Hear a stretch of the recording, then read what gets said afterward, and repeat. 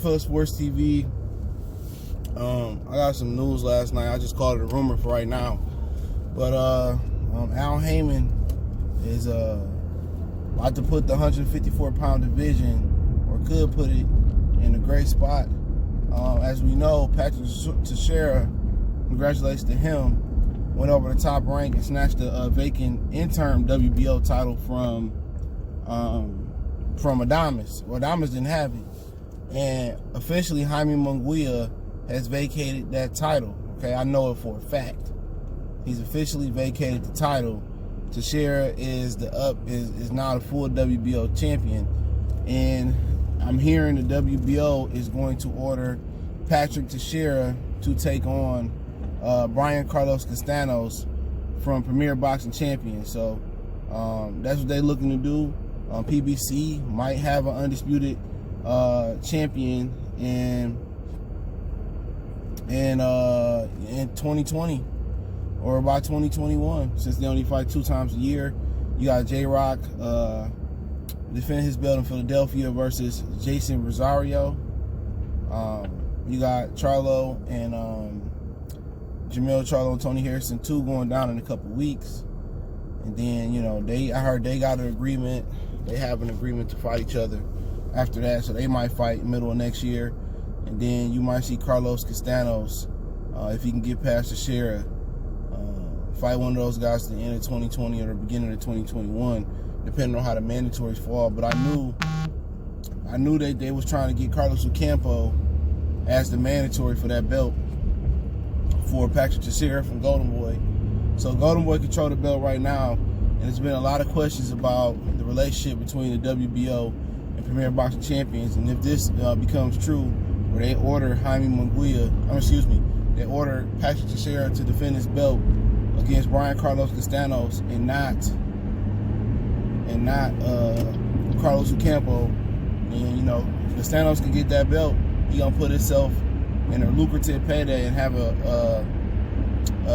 opportunity to unify all 4 belts with J-Rock, Harrison, and Charlo, who come out on top. So he got an opportunity. You know what I'm saying? I don't think Lara is gonna be in that picture unless he's a voluntary, which I don't think.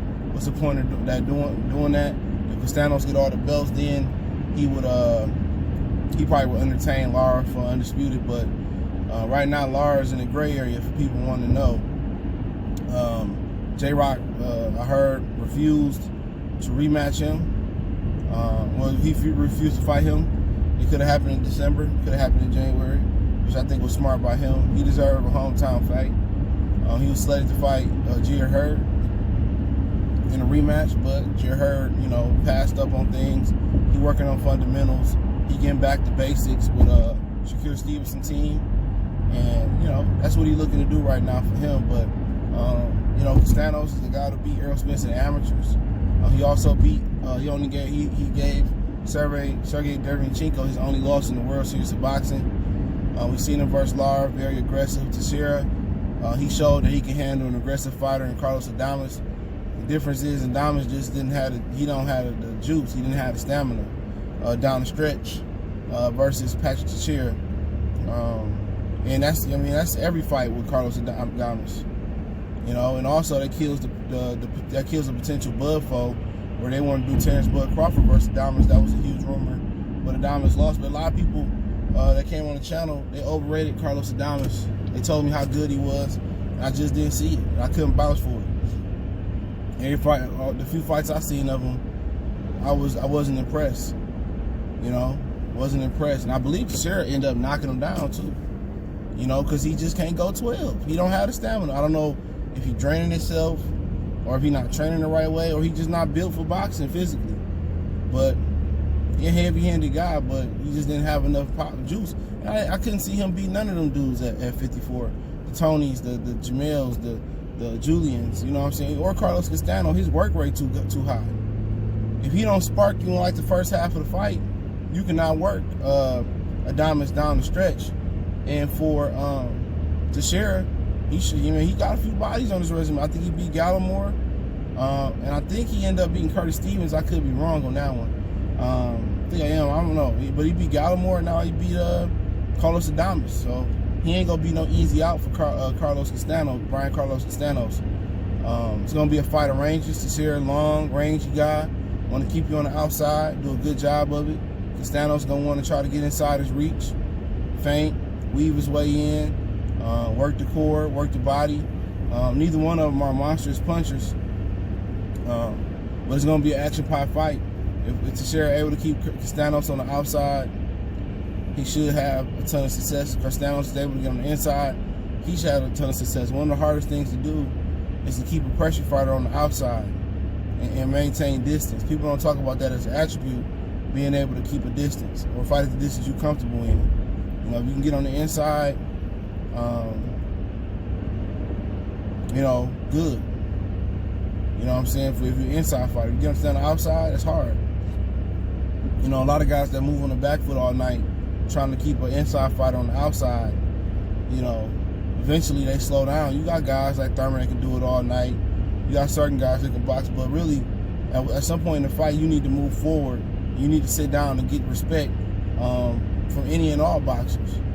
If you establish that respect, that would let them know they can't come in the front door or the side door without paying the price.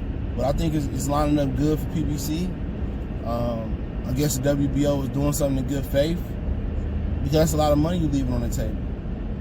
You know, and you know that's a lot of notoriety you leaving on the table too. You stop on undisputed, you know what I'm saying? And I know the goal ain't for belts to be, you know, to be consolidated, because it means less money for the sanctioning belt body. But you know, I think if this is true, I think the WBO is doing the right thing. But to say who's gonna come out on top, I mean, Teixeira is a good fighter. You know, Golden Boy ain't had much luck when they send fighters over to the PBC, or when they fight PBC fighters of late. I mean, Jojo Diaz got beat up by Gary Russell, which was a competitive fight. You know, he just seemed to be a little bit drained. So we have to see what happened, man. But see who won the purse bid. Oscar De La Hoya seemed to really don't be caring about certain fighters. I think Teixeira ended up beating Gallimore on Facebook Watch. So you think, you know, they really about to, you know, put money behind him and fight on PB and have him, you know, Castaños come on PBC? I doubt it.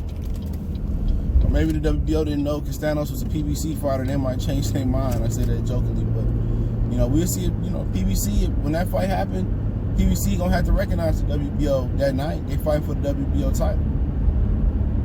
And maybe this is the start of them repairing the relationship with the WBO and PBC, you know, working together. But it's much needed, dude. We need that undisputed champion at 54. They need it, because a lot of them dudes don't have no popularity for real. Ain't no star at 154. You know, you got guys that ready to bud and blossom and be that guy, but ain't no star there. I think undisputed to help. It'd be interesting to see after that, you know, who moved to 160. Jamel kind of want to keep that split between him and Jamal, you know, so, you know, they don't call Big Charlo Little Charlo. He got like a little small man complex. Be interesting to see if Tony want to go to 60 if he consolidate. Julian go to 60 if he consolidate. He don't have a lot of power, but he very, very skilled at inside range and a few other ranges in boxing. So Castaños, he didn't fought at 60, I believe. He fought Derevchenko in the World Series of Boxing, so he didn't been up there. And 160 might just about to get integrated with some guys at 54. You know, because then you got Jared Hurt that's supposed to be going up there. Rumor, we'll see what he do, but I think if he get them fundamentals down pat, I think he gonna be a problem out here in these streets. So don't forget about Jared Hurt. I seen him working the bag, working on his balance, his weight distribution on his balance. Seeing him, you know, trying to keep his hands up, and it's gonna take time. He might have to start over from the bottom and build himself back up, but he's doing it the right way, you know. But looking forward to what happened at 54. But don't count Teixeira out. Teixeira can fight, and I don't think Teixeira want to babysit that belt. I don't think he can babysit that belt like Jaime did. I think, you know, at this point he wants the biggest and best fights. He not getting a guaranteed purse that Munguia was getting from the zone. But hey, it is what it is. Goodfellas Sports TV. Make sure you hit that subscribe button, bell icon button, share the video. Want to make a donation? That link's in the description. Best way to donate is share the video. Don't forget me on Facebook, Instagram, Twitter. Reach out to the email if you got business questions, inquiries, sponsorship, video requests. Keep sharing the videos. One time for the one time. It's your boy CJ Goodfellow. We gone.